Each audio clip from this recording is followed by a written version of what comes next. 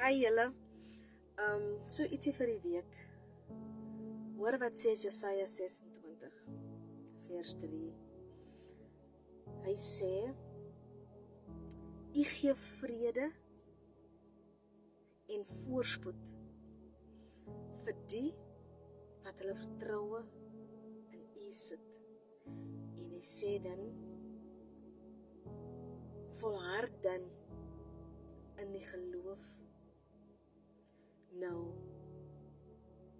as jy nou soos ek is, dan gaan Google jy nou geloof en jy gaan bestudeer geloof.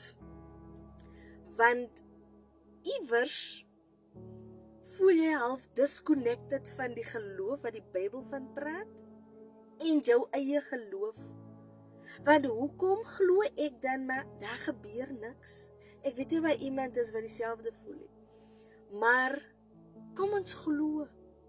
Kom ons volhard in hierdie geloof. Al voel jy ook dat jou geloof is op die stadium nie meer genoeg nie. Die woord van die Here praat van alles jou geloof soos 'n mosterdsaad.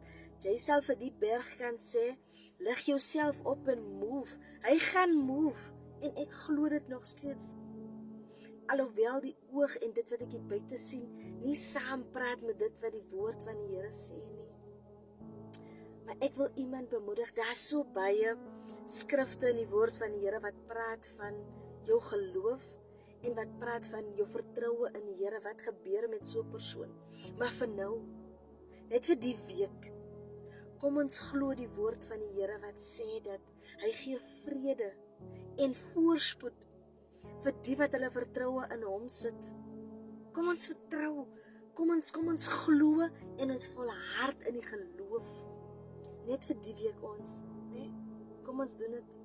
Blessings.